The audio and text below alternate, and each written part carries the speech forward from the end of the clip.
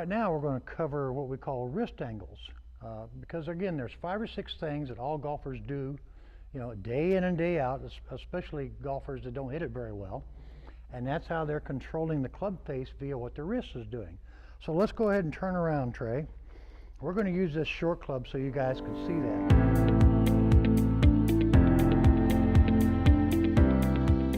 So what happens with poorer players, they'll do one of 2 things. They'll take it up, and this left wrist will be severely what we would call bent and out of line with the forearm.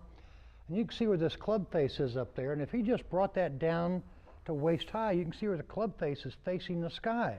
Well, he'd have to rotate the fire out of this, and if he times it right, you might actually get it, right?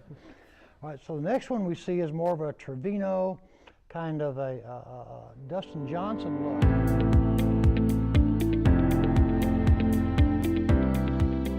Where they take it up here and the club face is actually facing that direction.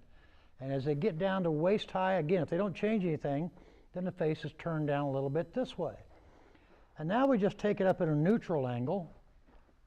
So if we take it up in neutral, the club's pretty good up here, the club face is pretty good. And when we bring it down to waist high, you'll see that it has just a little tilt this way. So it's not to the extremes, it's kind of right in the middle of it. Now from there, you can gain pretty good club face control through this wrist angle. And let's turn around and face the camera just a second here, Trey.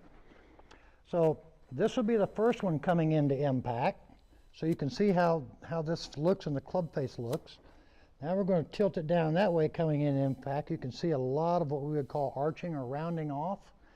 And you can come down in here and you can see how it's a little more square and a little more even. The back of the hand, left arm more even and not out of line with each other.